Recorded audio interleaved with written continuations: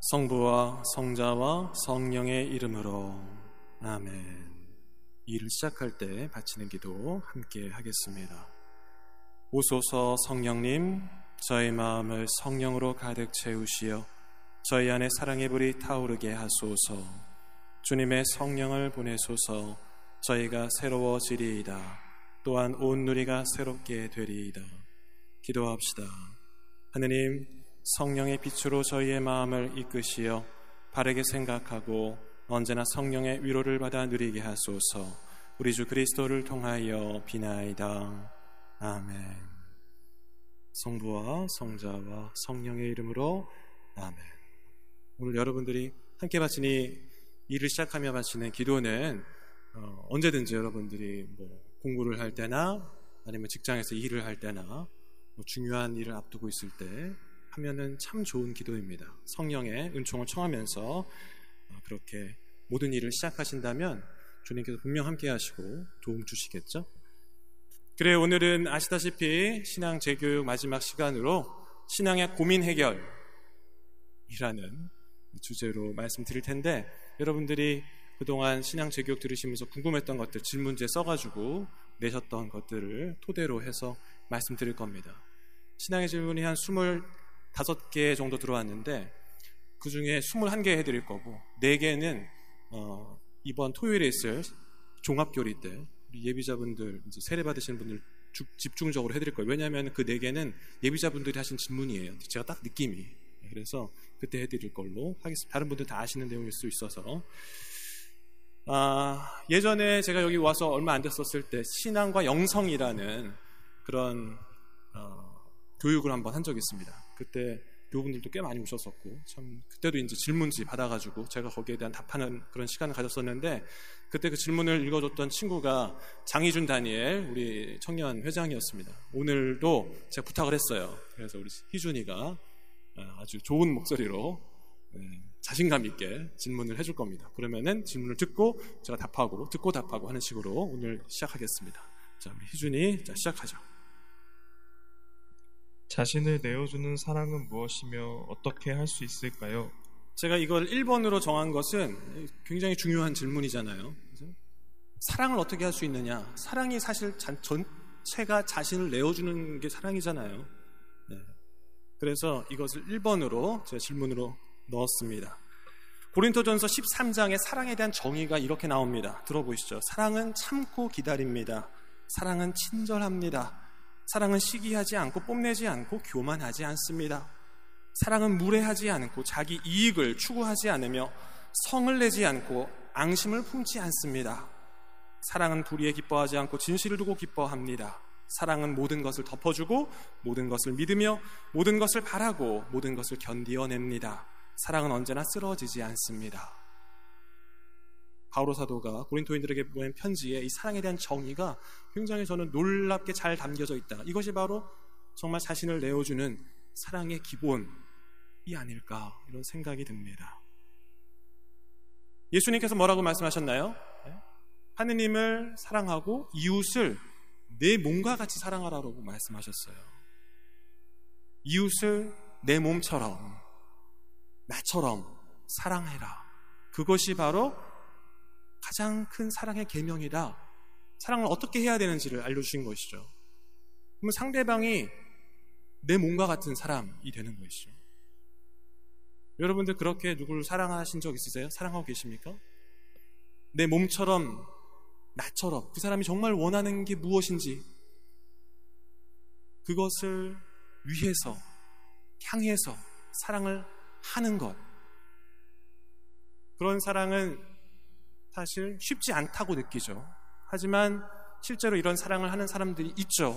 여러분들도 이미 사실 그런 사랑을 하고 계실 거라고 저는 믿는데, 특별히 우리들의 부모님, 지난주에 우리 배신부님께서 부모님에 대한 영상을 사실 보여주셨잖아요. 사실 근데 놀랍게도 제가 그 영상 원래 여러분들 보내드리려고 다운받아 놨었는데, 근데 아무튼 좋은 영상 보셨어요, 미리.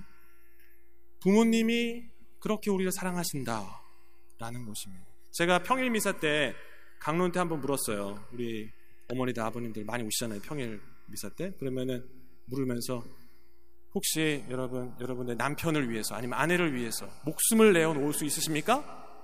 그랬더니만 대답이 없어. 고개를 절레절레 뭐 이렇게 다시 물었어요. 그러면 여러분들 자녀들을 위해서는 어떻습니까? 그랬더니 고개를 대부분 끄덕끄덕 하세요. 우리 특히 어머니들이 그러시더라고요. 그래서 생각을 해봤어요. 어떻게 어머니들은, 우리 부모님들은 아이를 위해서 목숨을 내어 바친다고 생각을 하실까? 생각을 해봤더니 왜일 것 같으세요? 그분들은 이미 자녀들에게 먹히운 삶을 사신 거예요. 여러분들 어렸을 때 아기들 키우는 우리 형제 자매들 제가 이제 요즘에 많이 보는데 어떻습니까? 자기의 삶이 없어. 아이를 위해서 사는 거예요. 그렇잖아요. 여러분들이 그냥 큰 것 같아요? 절대 그렇지 않아요. 여러분들이 그냥 큰 거라고 생각하면은 그거는 오만한 생각이죠. 그거는 불효막심한 거지. 부모님이 얼마나 지극정성으로 키웠어요, 여러분들을. 지금의 여러분들이 있기까지 부모님들한테 잘하셔야 돼요. 그런데 그렇게 아이에게 내 삶을 바쳤다고요, 우리 부모님이. 키웠다고요. 그 사람을 먹었으니까 어떻게 됩니까? 그러니까 아이는 부모님이 되는 거예요. 부모님은 여러분들의 모습 안에서 당신 자신을 보고 계세요. 그렇기 때문에 아이를 포기할 수가 없어. 차라리 내가 죽으면 죽었지. 그렇기 때문에 완전히 내어주는 사랑, 놀라운 사랑을 하신다고요, 우리 부모님들은. 그러면은 생각을 해보죠. 이게 가족만 이런 사랑을 할 수 있는가? 내가 그 사람을 위해서 내어주는 정말 그런 사랑을 부모님이기 때문에 하는 건가? 다른 사람은 못하나? 자, 영상 하나 준비했거든요. 영상 보시고 나서 다시 이어가겠습니다. 한번 보시죠.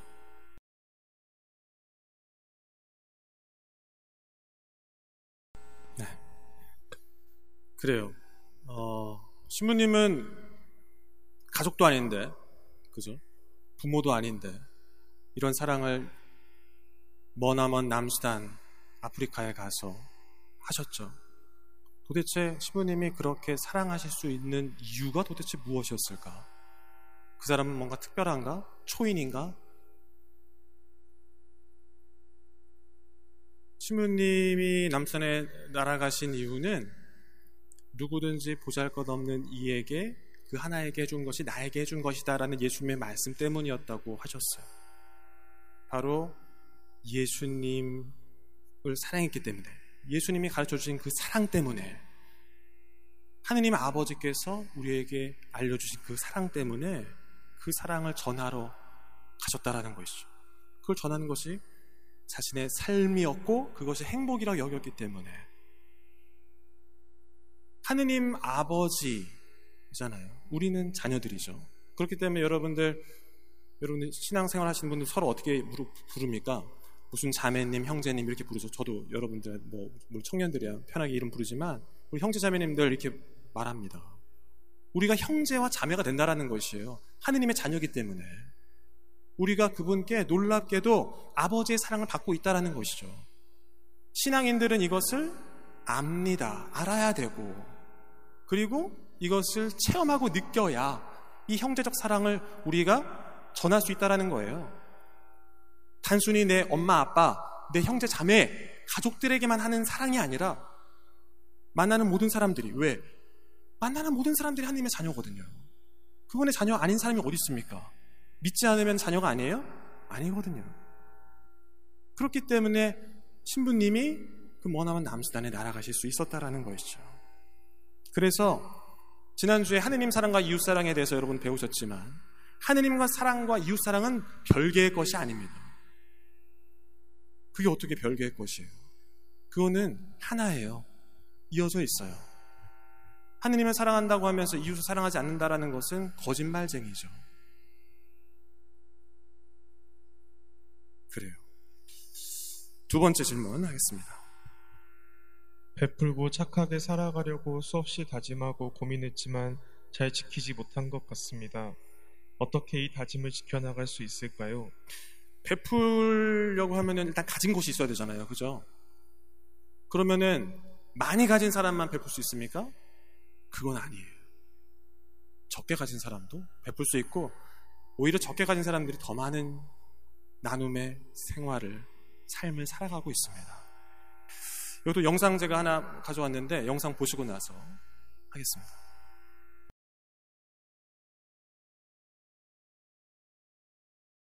네, 한국말 굉장히 잘하시죠?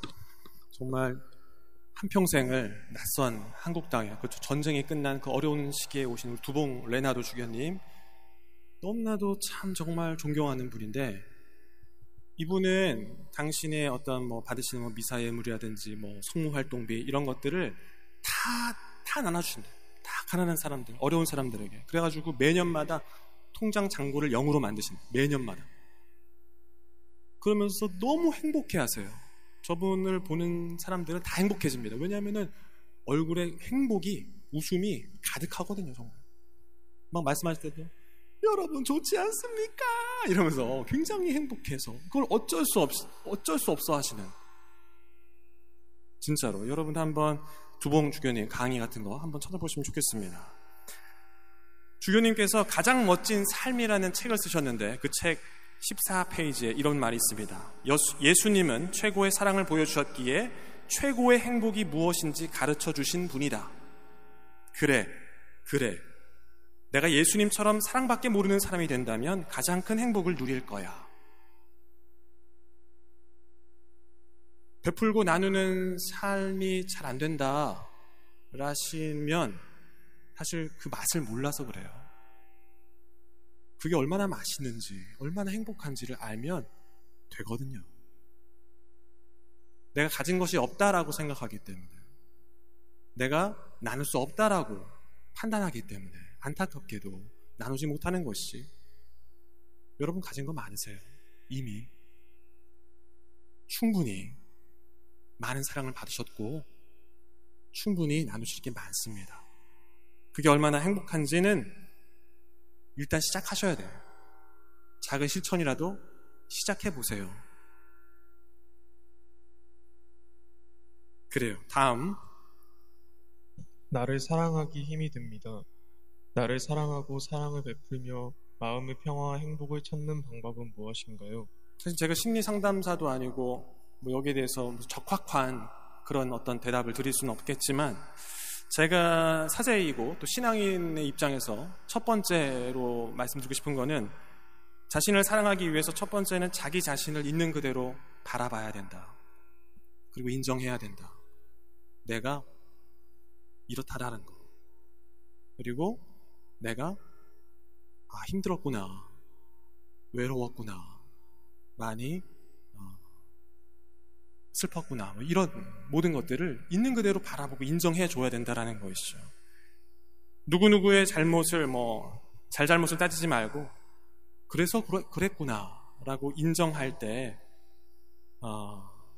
그때 비로소 자기 자신과 화해가 일어난다고 합니다. 일어날 수 있겠죠. 누구나 다 부족함을 느끼죠. 누구나 다 아픔이 있습니다. 그게 없는 사람이 어디 있어요? 다 있지. 그런 감정이 나만의 문제가 아니다 라는 것을 바라보고 자신과 화해하는 시간이 필요하다. 내가 남들에게 신경 쓰고 잘해주려고 노력했던 그런 것들을 나를 위해서도 해야 되지 않을까. 나에게 잘해주고 나에게 좀 신경 쓰고 내가 어디가 부족한지, 어디가 힘들었고 아팠는지를 보듬어 안아주는 시간이 필요한 것이죠. 그래서 어떤 순간에 내가 정말로 자유로움을 느끼고 어떤 순간에 내가 정말 만족하고 감사하고 행복한지를 바라보셔야 될 필요가 있어요. 저 같은 경우는 저는 미사할 때 굉장히 자유로움을 느끼고 행복해요, 사실. 물론 신부기 때문에 그렇겠지만, 근데 신부라도 꼭 그럴까요? 아니거든요. 많은 분들이 사실 신앙 안에서 그런 것들을 찾으세요. 그래서 저는 개인적으로 신앙 안에 좀 더 들어와 보시라 이런 말씀을 드리고 싶고, 그 안에서 많은 위로와 힘을 좀 얻으셨으면 좋겠다 말씀드립니다. 다음.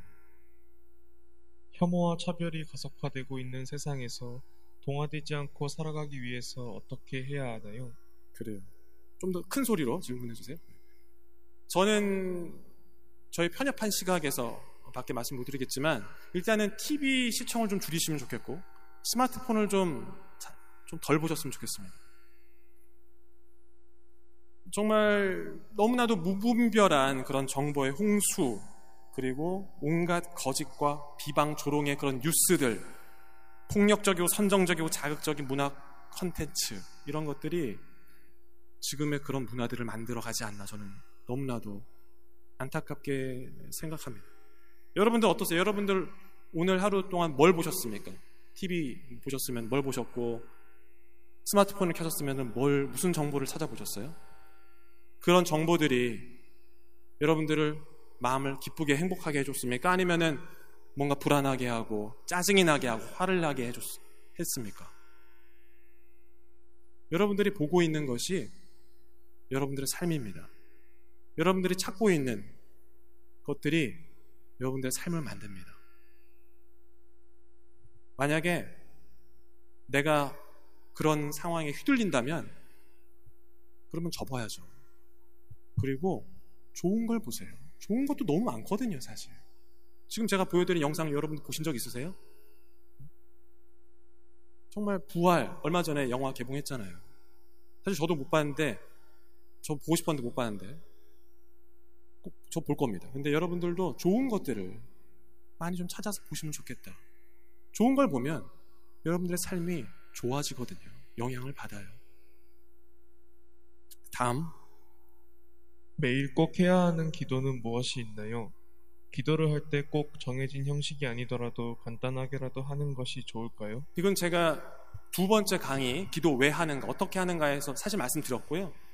나중에 이제 또 계속 질문할 때 답을 더 드리겠습니다. 다음, 사랑이신 하나님 앞에 지옥은 존재하나요? 지옥 있나요? 가보질 않아가지고. 하지만 지옥은 있습니다. 우리가 신앙 안에서 있다고 믿죠.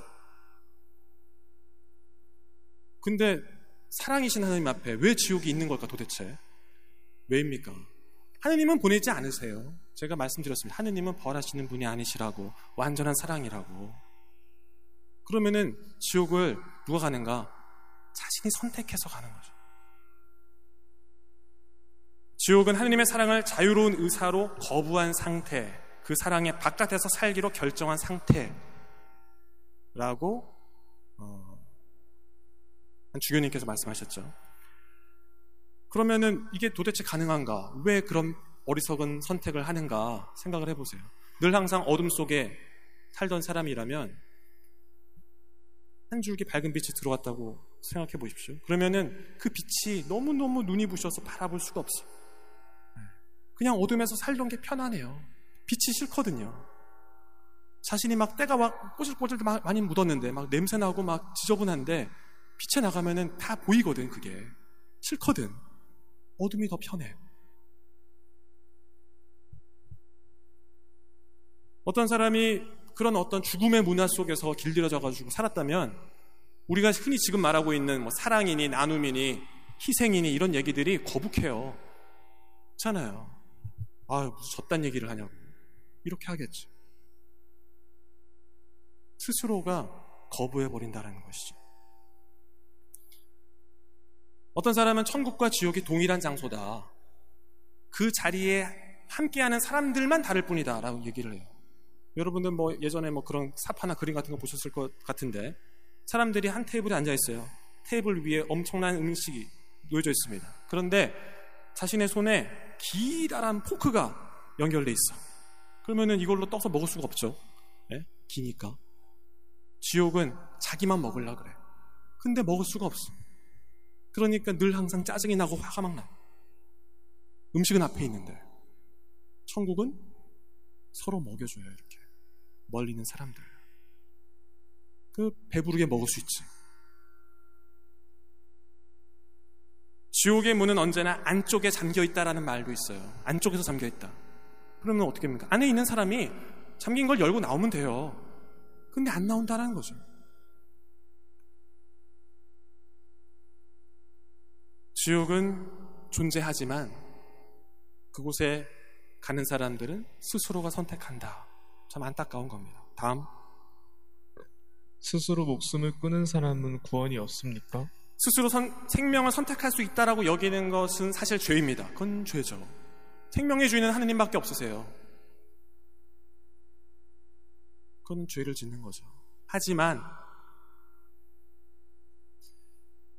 누가 사실 감히 그 사람의 삶을 알지도 못하고 우리가 그 사람이 어떤 일을 겪었는지 우여곡절이 있는지 그런 극단적인 선택을 할 수밖에 없었던 상황이 있을 수도 있잖아요. 감히 그렇게 말할 수는 없습니다. 구원이 없다고 함부로 말하면 안 됩니다. 그건 하느님께서 하시는 건데 유다 이스카리옷이 예수님을 배반하고 목을 맸어요. 지옥 갔습니까?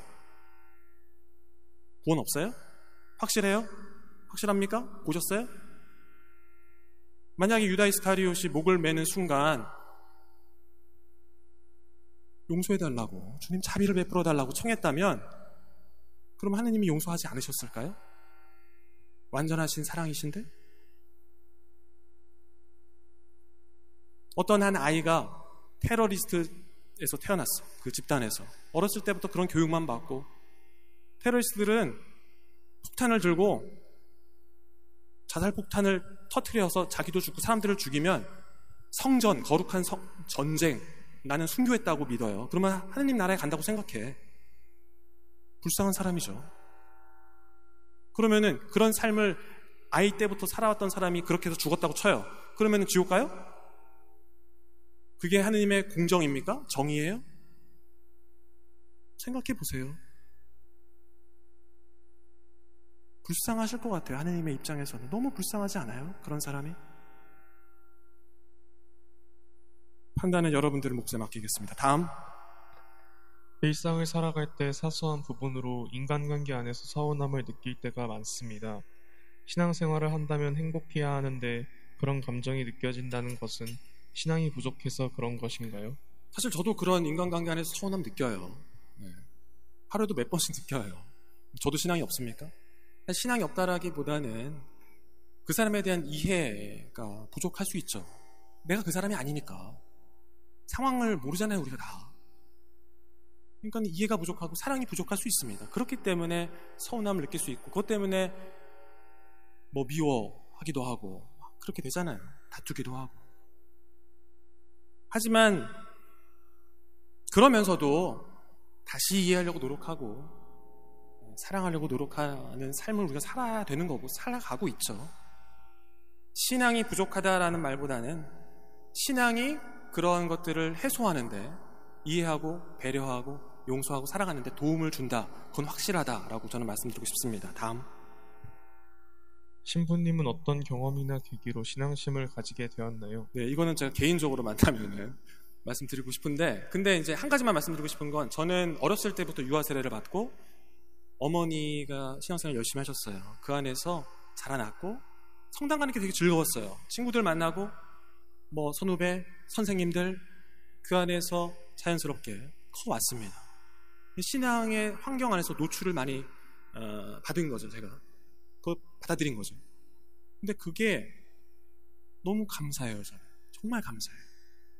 어렸을 때 그 조기 교육이 중요하다고 하는데 신앙생활도 저는 마찬가지라 생각합니다.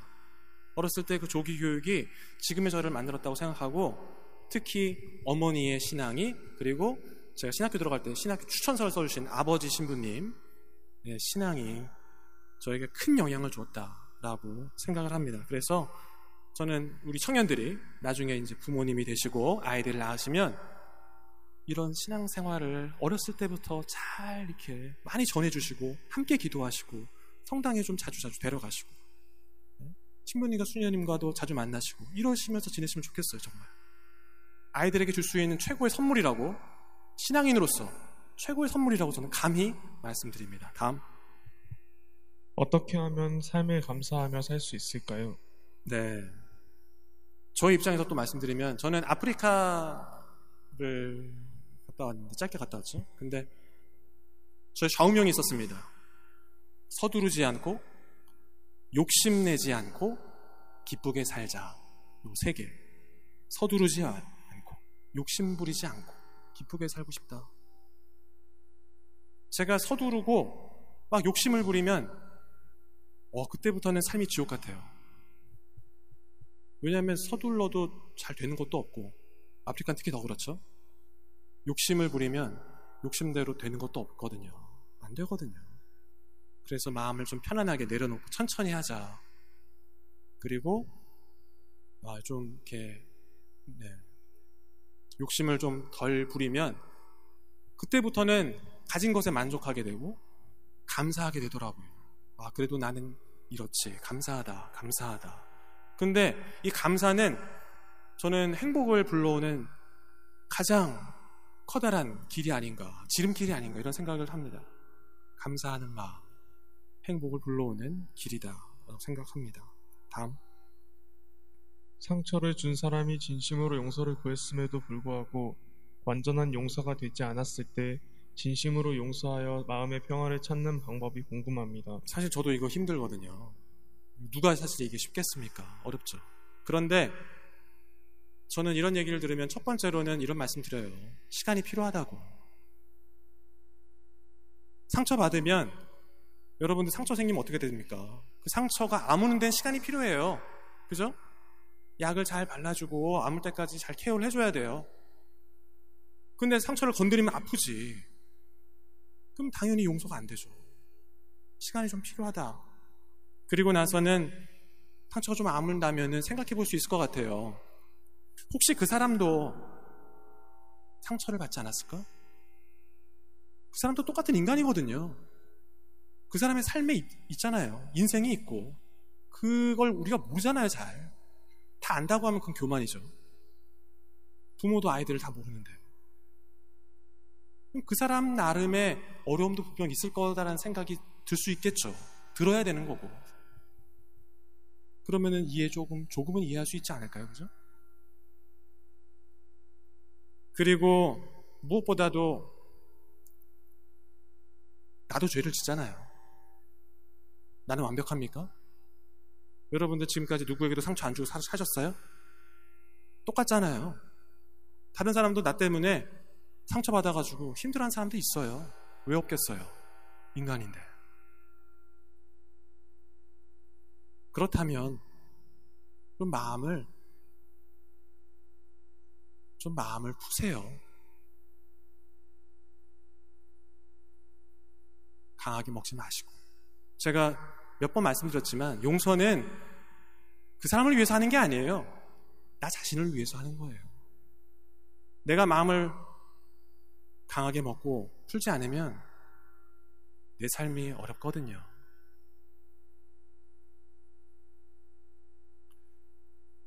죄인만이 용서할 수 있어요. 왜? 나도 그 입장에 돼 보니까 용서를 받아야 되거든요. 내가 진정 죄인이라는 것을 알면은 다른 사람들의 죄 지음을 아파하고 그들을 이해할 수 있습니다. 다음. 간절히 기도하고 바랬던 일이 이루어지지 않으면 하느님을 원망하게 됩니다. 이럴 때는 어떻게 생각하고 받아들여야 하나요? 그러신 적 있으시죠? 저도 있어요. 저 어렸을 때 중학생 때 정말 순수한 마음에 54일 묵주기도 매일 그 막 공부하면서도 졸면서도 막 했던 그 기도가 안 이루어졌어. 무슨 기도인지 얘기 안 하겠습니다. 근데 정말 저는 간절하게 기도했거든요. 안 이루어지더라고요. 어머니는 분명히 50살 기도하면 이루어진다 그러셨는데 그래서 저는 약간 배신감을 느꼈어요. 하느님이 왜 도대체 내가 정말 순수한 마음으로 그것도 뭐 좋은 뜻을 가지고 기도했는데 왜 안 이루어지시는 걸까? 시간이 지나면서 느꼈던 건 뭐냐면 아직 그때가 아니었구나. 그건 내 생각이고 내 욕심이었구나. 좀 더 시간이 필요한 거고 그리고 나중에 보니까 더 좋은 쪽으로 좋은 방향으로 채워주시는구나. 이런 것들을 깨닫게 됐어요. 가장 중요한 건 여기서 중요한 건 뭐냐면 하느님은 우리에게 가장 좋은 것을 베풀어 주시는 아버지시다라는 것을 믿어야 된다는 겁니다. 그 믿음이 일단 첫 번째예요. 그러면 뭡니까?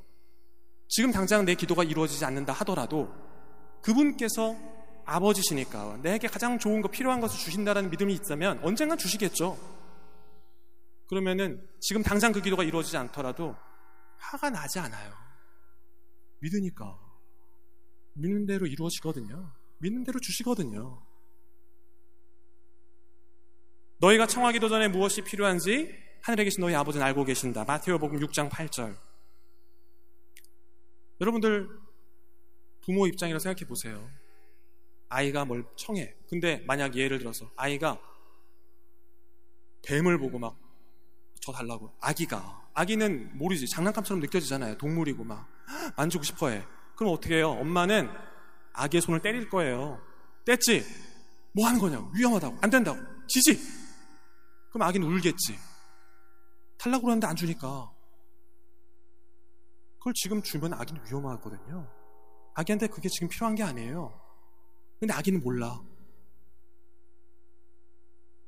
만약에 아이가 스마트폰을 사달라 그래. 엄마한테 막 때렸어. 여러분 사주실 거예요? 그 어린 아이가 스마트폰이 필요합니까? 필요하다고 느끼겠지. 아이는 난 그게 갖고 싶어. 다른 애들 다 있는데 왜 난 없어? 스마트폰이 갖고 오는 좋은 것도 있겠지만 안 좋은 게 더 많아요. 아이한테는 더 그렇겠고. 그렇기 때문에 안 사주는 거잖아요. 때가 되면 주실 거예요. 사주시겠죠. 그 아이가 그걸 스스로 통제할 수 있고 잘 사용할 수 있다고 믿을 때, 그때가 되면 하느님 아버지도 주십니다. 그것이 나에게 정말 필요하고 좋은 거라고 생각하신다면 그분은 분명히 주세요. 다음. 한 가지 더 여기서 말씀드리면, 아우구스티노 성인께서 이런 말씀을 하셨어요. 좀 어려울 수 있지만 잘 들어보세요. 하느님은 우리가 끊임없이 청하고 구하기를 원하시지만 이는 하느님이 바뀌기 위해서가 아니라 우리를 바꾸기 위해서입니다. 하느님은 처음에 우리가 원하는 것을 거절하심으로써 우리의 마음이 확장되도록 하시며 이를 통해 그분이 우리에게 주고자 하시는 것을 우리가 받아들일 수 있게 하십니다. 아우구스티노 성인이 말씀하셨습니다. 다음. 인간의 모습으로 내려오신 하느님의 아들 예수님 또한 십자가에 못 박혀 돌아가실 때 죽음에 대한 두려움으로 절구하셨다고 하는데, 그럼에도 불구하고 돌아가신 까닭은 저희 인간의 모든 죄를 짊어지고 가시겠다는 예수님의 의지인가요? 죽음이 너무 두렵지만 받아들이신 것일까요? 예수님도 죽음이 분명히 두려우셨습니다. 그분은 하느님이시지만 인간으로 오셨잖아요. 완전한 인간으로 오셨기 때문에 당연히 아프시고 두려우셨어요. 그래서 이 잔을 제게서 거두어 주십시오라고 청하셨죠.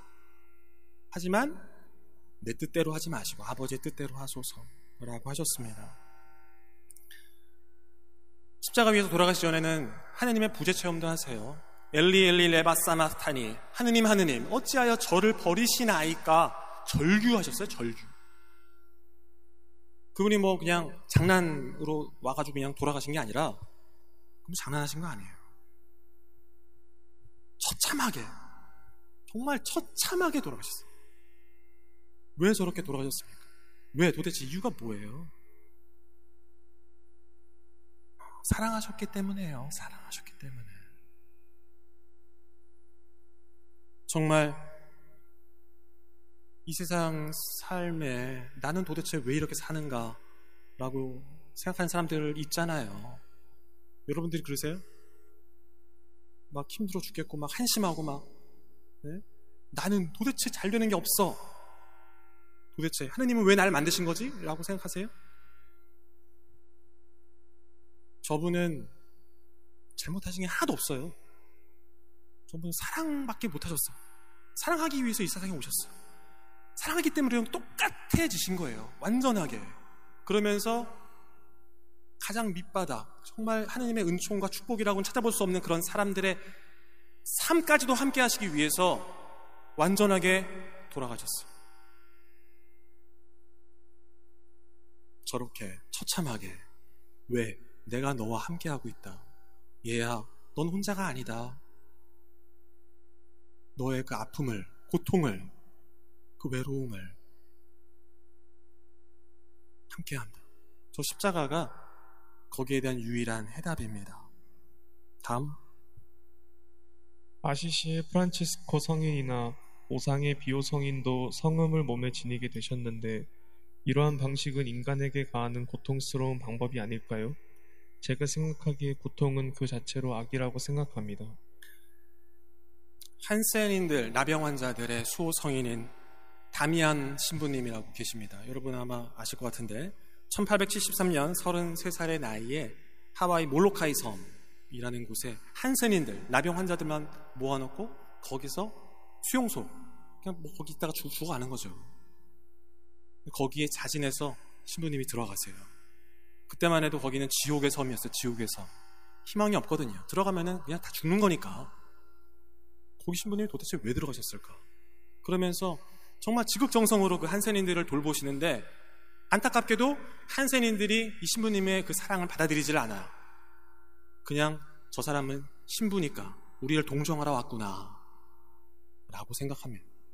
그런데 어느 날 신부님이 물을 끓이다가 그 끓는 물이 신부님의 발에 떨어져요.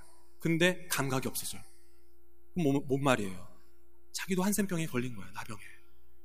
그런데 신부님이 놀랍게도 하느님 감사합니다. 이제 저도 저들과 같은 처지가 되었습니다. 이제 저도 저들과 똑같은 고통을 겪게 되었습니다. 이제는 저들도 당신의 사랑을 믿게 될 것입니다. 그러면서 그날 미사 때 신부님이 이렇게 말씀하셨답니다. 한센인 여러분이라고 인사하지 않고 저와 같은 한센인 형제 자매 여러분. 그리고 나서 한센인 분들이 마음을 열고 신부님의 사랑을, 복음을 받아들였다고 합니다. 진정 사랑하면 상대방의 아픔을 그냥 볼 수가 없어요. 그 사람의 아픔을 함께 하고 싶거든요. 함께 아파하고 싶고. 그래서 고통받는 것도 행복해지는 겁니다. 놀라운 차원인 것이죠. 예수님 진정 사랑하기 때문에 완전히 함께하기 위해서 저렇게 처참하게 돌아가셨어요. 다음, 성모님의 발현에 대해 알고 싶어요. 네, 성모님 발현은 사실은 제가 넣은 질문이에요. 여러분들에게 좀 알려드리고 싶은데 시간이 사실 부족해요. 여러 가지 영상 되게 많거든요. 근데 이 1시간 내에 어떻게 그걸 다 해요? 여러분들한테 가볍게만 말씀드리고 여러분들이 직접 찾아보십시오. 전 누르드 성모님에 대해서 제가 어제는 파티마 성모님 말씀드렸는데 누르드 성모님 잠깐 말씀드리면 1858년 2월 11일부터 7월 16일까지 프랑스의 누르드 작은 마을에 14살 소녀 베르나데트에게 한 여인이 나타나세요. 동물에서 14살 소녀 베르나데트. 그 당시 베르나데트는 글을 읽을 줄도 몰랐어요. 왜 그런 소녀에게 나타나셨을까요? 성모님이 도대체. 예? 저 같은 신부나 주교님한테 나타나셔가지고 뭔가 권위 있게 말씀하시면 그들이 더 권위 있게 세상에 전파할 수 있을 텐데 14살 소녀, 말도 그 글도 못 쓰는 사람 애한테. 이유가 뭘까요? 그래야 정확하게 순수하게 받아들이거든요. 사실 그래야 더 세상에 전해질 때 힘이 있을 수도 있어요. 맞죠? 순수해야 자기 생각을 얘기하는 게 아니라 들은 대로 전하거든요. 아이니까. 그러면서 당신을 원죄 없이 잉태된 자다라고 말씀하시면서 땅바닥을 가리키면서 씻고 마셔라 그랬어요. 땅에 뭐가 있나 봤더니 막 흙탕물이 있는데 해보니까 샘이 막 솟아나오고 있었어. 그래서 그 샘의 물을 마셨더니 오랫동안 갖고 있던 천식이 사라졌어. 그리고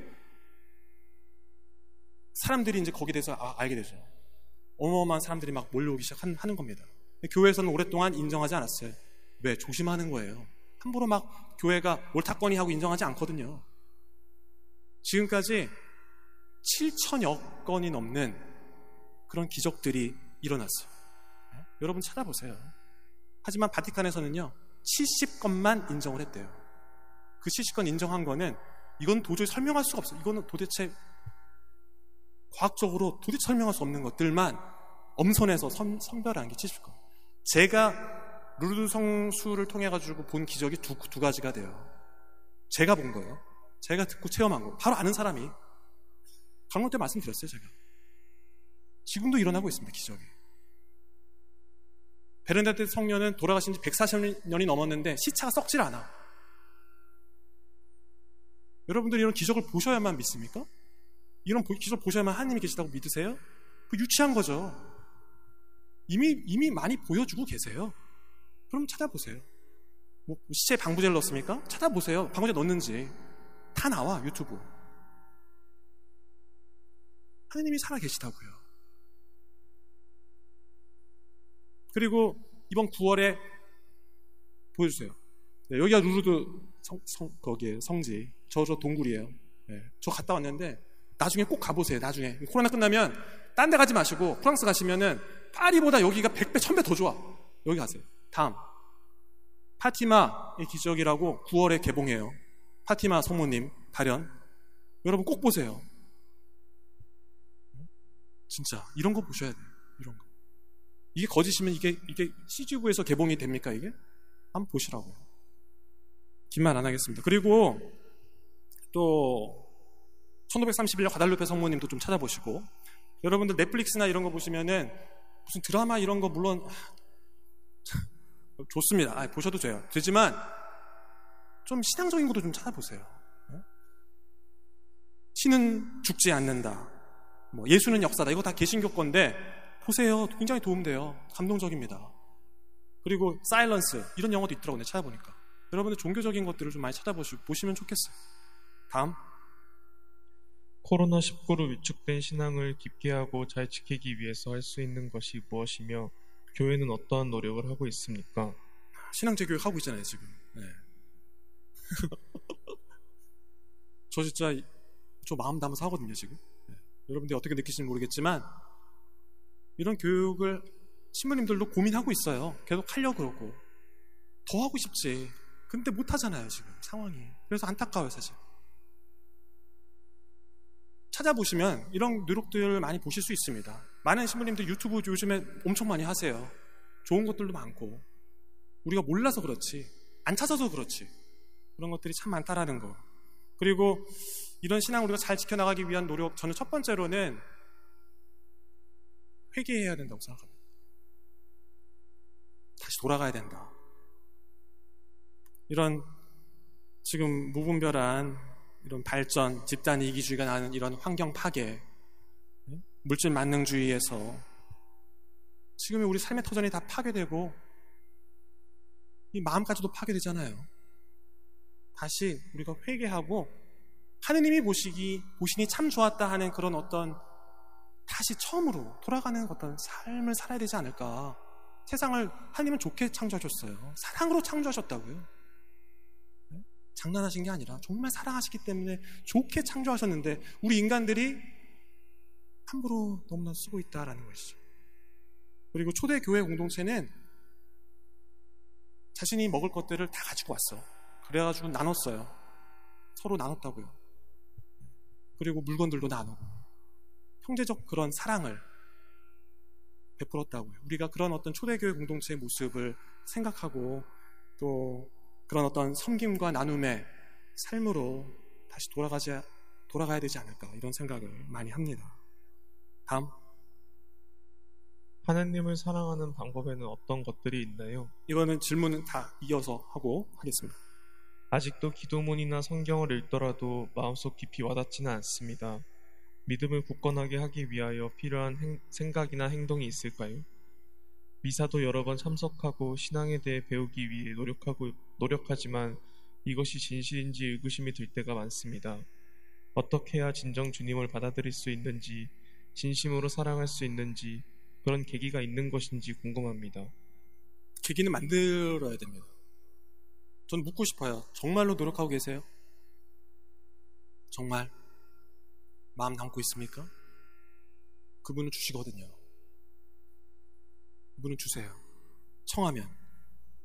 다른 걸 청하는 것도 아니고 신앙을 청하는데 그분이 안 주시겠어요? 그냥 겉으로만이 아니라 진심을 바라보시고 좀 더 들어와 보십시오. 그리고 여러분들 누군가를 사랑할 때랑 똑같아요. 여러분 누군가 사랑하면 어떻게 됩니까? 그 사람을 첫 번째 알아야 돼요. 어떻게 알까요? 하느님을. 그분께서 나는 이런 사람이다 라고 알려주시는 첫 번째 가장 손쉬운 방법, 성경을 읽는 거예요. 러브레터. 그분은 우리를 위한 사랑 고백을 늘 항상 성경을 통해서 하시거든요. 근데 우리가 성경을 안 봐. 근데 어떻게 하느님을 알아요? 예수 그리스도가 왜 저렇게 저 십자가에 못 박혀 돌아가셨는지도 그러니까 왜 그런지를 알아야 하잖아요. 그러니까 그분을 누군가 사랑하려면 그분이 정말 어떤 사람인지 알아야 된다는 거. 자주 만나야 돼요. 시간을 투자해야 돼요. 그래서 그 사람이 좋아지기 시작하면 어떻게 됩니까? 그 사람을 기쁘게 해주고 싶은 거죠. 하느님을 기쁘게 해드리고 싶은 그런 일들을 하는 거예요. 악을 피하고 선을 실천하는 것. 나눔과 봉사와 희생 하는 거예요. 단순히 그냥 앉아서 기도만 하는 게 아니에요. 기도만 하면 막 신앙이 커집니까? 우리 청년들이 왜 신앙교육을 지금 들으러 왔고, 그리고 왜 봉사활동을 합니까? 이 시기에 자기 시간 쪼개가지고. 이것도 사실 하느님을 사랑하기 위한 방법이에요. 물론 그 안에 친교가 중요하지. 하지만 그 전의 거를 보세요. 핵심을 바라보세요. 그래야 하느님에 대한 사랑이 커지죠. 신앙이 커지죠. 그래요. 혹시라도 무엇이든지 여러분들 신부님, 수녀님 만나는 거 혹시 부담스러워 하시는 분들이 있으실 것 같은데 그러지 마세요. 언제든지 물어보세요. 제가 이따가 오늘 예비자 끝나고 나서 잠깐 만날 시간 가질 때 제 전화번호 드릴게요. 여러분들 솔직히 시간이 짧아요. 2달 여러분 배우면 뭘 배우시겠어요? 2달 동안 사랑에 빠집니까? 보이지 않는 하나님을 사랑할 수 있어요? 불가능해요. 전화번호 드릴게요. 연락하세요. 신부님, 저 이런 게 궁금합니다. 신부님, 저 이런 게 어려워요. 고민이 있어요. 저 답해 드릴게요. 적극적으로 더 많이 찾아보시고 신앙을 키우시려는 노력들을 계속해 나가시기를 바라봅니다. 다음. 어떻게 하면 바쁜 일상 안에서 해야 할 일들을 잘 하면서도 하나님을 느끼며 하루하루를 잘 보낼 수 있을까요? 다 바쁘죠. 바쁘게 살죠. 그런데 바쁜 일상을 살면서도 하느님을 충분히 느끼시면서 살 수 있습니다. 제가 방법을 좀 소개해 드릴 테니까 들어보십시오. 아침에 눈을 뜨면 피곤하다. 오늘 뭐 해야 되는데 가기 쉽지 않다. 이러면서 하루를 시작하는 것과 아침에 눈을 뜨면 성부와 성자와 성령의 이름으로 아멘. 주님, 저를 깨워주셔서 새로운 하루를 주셔서 감사합니다. 당신 안에서 살 수 있도록 저를 보호하시고 이끌어 주소서 라고 아침에 일어나서 기도를 했다면, 긴 기도도 아니야, 그냥 짧은 기도예요. 그러면 그 사람의 삶은 바뀌어요. 아침에 짜증과 막 피곤함과 이런 걸로 일어나는 것과 하루에 대한 시작이 감사와 주님에 대한 은총과 축복을 청하는 간청으로 시작하면 삶은 바뀝니다. 아침 식사하면서도 여러분 식사할 때 기도하세요? 네? 식사 전후 기도? 기도 좀 하세요. 식사 전후 기도 하셔야 돼요. 식사 전후 기도가 별거 아닌 것 같죠? 굉장히 별거예요. 여러분 한 3번, 2번, 3번, 4번 먹잖아요. 그때마다 기도를 하면서 주님을 찾고 청하고 강복해 주시길 청하면 그분이 함께 하시죠. 실제로 어떤 분이 옆에서 성호경을 막 기도를 했는데 되게 부끄러웠대요. 왜 난 신앙을 갖고 있으면서도 밖에서 기도 안 하거든. 창피하고 눈치 보이고. 근데 그 사람은 당당하게 성부와 성자와 성령의 이름으로 아멘. 그러니까 이분이 고해성사를 보러 가신 거예요. 너무 부끄러워서 내가 이렇게밖에 신앙생활을, 하느님을 부끄러워하고 있구나. 저는 중고등학생 때도 늘 항상 기도했습니다. 소리내서. 그랬더니 한 친구가 저한테 찾아왔어요. 그러더니 저한테 뭐라고 하면, 창원아, 나 솔직히 말이야, 네가 이렇게 하는 거 있잖아. 나 그거 너무 멋있는 것 같아. 부러워. 나도 하고 싶어. 개신교 신자였어요. 여러분 당당하게 멋지게 하십시오. 기도. 그리고 여러분들 출근할 때 어떻게 합니까? 핸드폰 카톡하고 게임하고 그러세요? 그 안에도 좋은 어플리케이션 많아요. 메일 미사, 기도문, 그리고 묵상, 오늘 독서 말씀이 뭔지, 복음 말씀 읽어볼 수도 있잖아요. 묵주 기도를 할 수도 있고. 내가 뭘 보느냐에 따라서 내 삶이 바뀐다고 제가 말씀드렸죠. 내가 보는 것에 따라서 삶은 변화됩니다. 그리고 우리 청년들 중에 평임사 나온 청년들 있어요. 꾸준히 나오는 청년들 한 4-5명은 꾸준히 나와요. 여러분들 알고 계시는지 모르겠지만 그 친구들은 바쁘지 않아가지고 미사를 나옵니까? 그들도 바빠요. 할 일 다 있죠. 새벽에도 나올 수도 있고, 일 끝나고 돌아와가지고 저녁에도 미사를 할 수 있어요. 미사를 만약에 못한다, 우리 성당 오기 힘들다, 근처 성당 가세요. 동마다 다 성당이 있어요. 여러분 직장 앞에도 잠깐 들려서 성체 예배도 하실 수 있어요. 아무리 바쁜 일상을 살아도 친구들 만나잖아요. 먹을 거 먹잖아요. 하느님도 만나세요. 그리고 잠자리에 들기 전에 하루를 반성하시고 돌아보시고 주님께 감사드리시고 그리고 누워보세요. 잠자리가 그렇게 편해요. 잠도 꿀잠 나면. 다음. 신앙생활을 하다 보면 자신을 내려놓아야 한다는 말씀을 많이 듣습니다. 그 말을 온전히 따르려면 성소자의 길을 가야 할 것 같은데 성소자가 아닌 사람이 자신을 내려놓는 게 어떻게 일상생활 안에서 적용되어야 하는지 궁금합니다. 좋은 직장을 가려고 하는 것은 어떻게 생각하시나요? 이런 질문을 한 것은 사실 신앙생활과 직장생활이, 사회생활이 별개의 것이라고 생각하기 때문에 이런 질문이 나올 수 있습니다. 별개의 것이 아니거든요. 같은 거예요.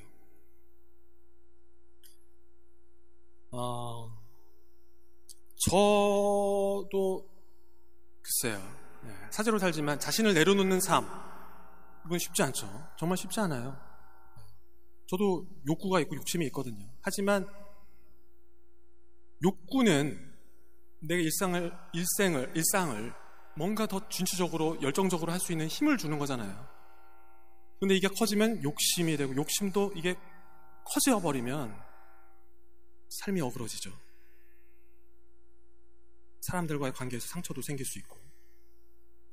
그래서 신앙 안에서 자신을 내려놓는다라는 것은 저는 과도한 욕심을 부리고 있는 것들을 좀 내려놓는 것이 아닌가, 이런 생각이 듭니다. 무엇보다도 일상 안에서의 신앙을 살고자 한다면 첫 번째는 자신이 바라는 것이 진정 하느님께서 바라시는 것인가를 보셔야 될 것 같아요. 내가 원하고 있는 것이 하느님도 원하고 계시는 것일까? 아니면은 정말 내 욕심인가? 그 일이 나를 정말로 행복하게 만드는가? 아니면 다른 사람들에게 피해를 주거나 힘들게 하는가? 근데 결론적으로 말씀드리면 나만 행복할 수는 없어요. 나 혼자 행복하면 행복합니까, 여러분? 그게 정말 행복일까요? 그거는 행복이 아니죠. 내 주위의 사람들이 힘들어하는데 그걸 행복하게 생각하면 그 사람은 유혹에 빠져 있는 거죠. 가치가 있고 보람이 있고 하느님을 믿고 따르고 형제들을 돕고 서로 사랑하는데 도움이 되는 것인가를 보셔야 된다는 거예요. 좋은 직장이 뭡니까? 질문에서 그 좋은 직장이 뭘까요? 돈을 많이 주면 좋은 직장입니까? 아니에요. 그럼 행복해요? 돈 많으면? 무슨 명예를 얻고 행복합니까? 그게 뭘 보장해 주는데요? 내가 진정 행복하려면 함께하는 사람들이 다 행복해야 돼요. 같이 가는 거예요. 삶은 같이 가는 겁니다.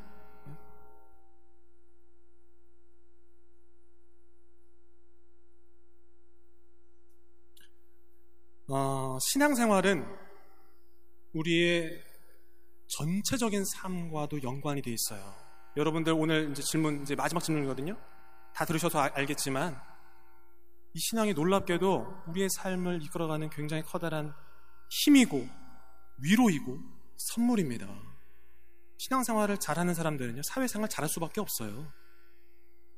어디 가서라든지 인정받거든요. 어디 가든지 사랑받거든요. 왜?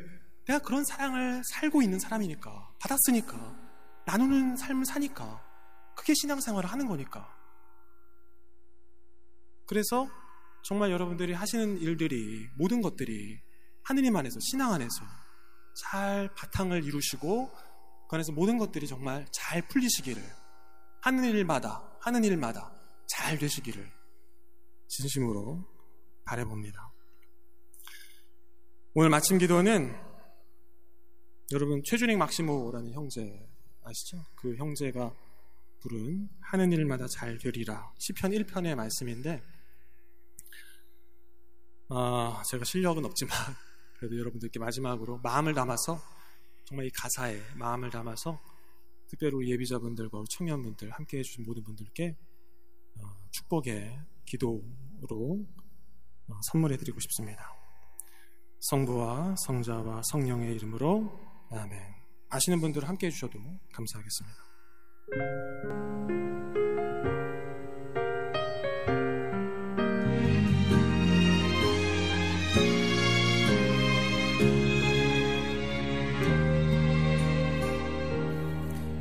행복하여라, 악인들의 뜻에 따라 걷지 않고 죄인들의 길에 들지 않으며 오만한 자들의 자리에 앉지 않는 사람, 주님의 가르침을 좋아하는 사람.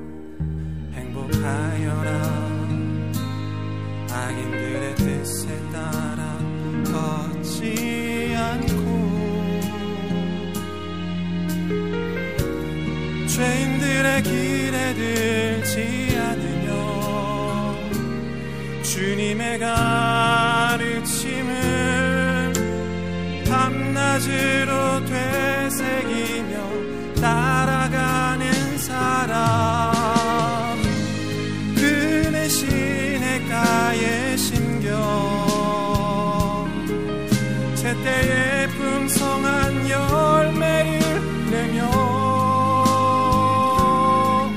잎이 시들지 않는 나무와 같아서 하는 일마다 잘 되리라.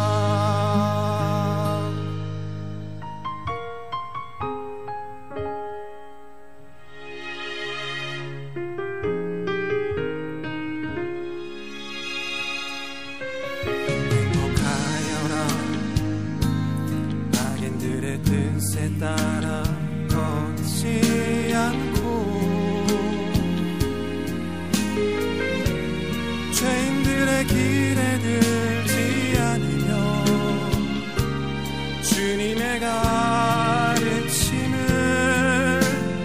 밤낮으로 되새기며 살아가는 사람, 그는 시냇가에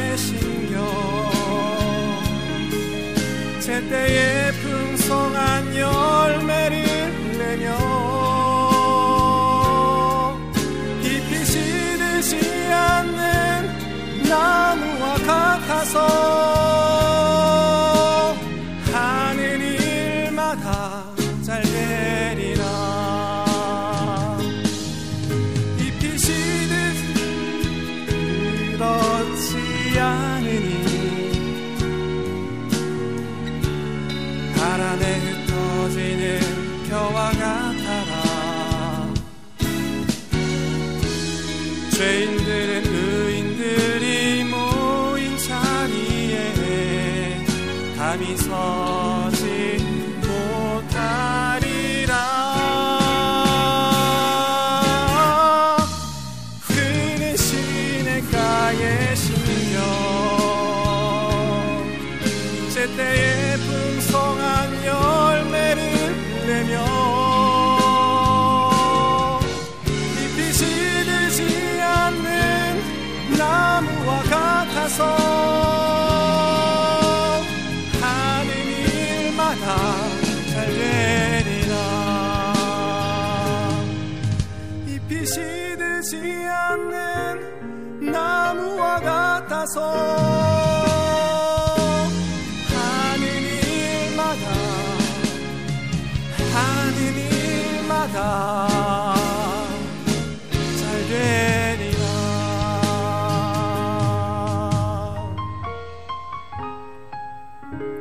여러분들 하시는 모든 일들이 하느님 안에서 잘 되시기를 진심으로 기도합니다. 감사합니다.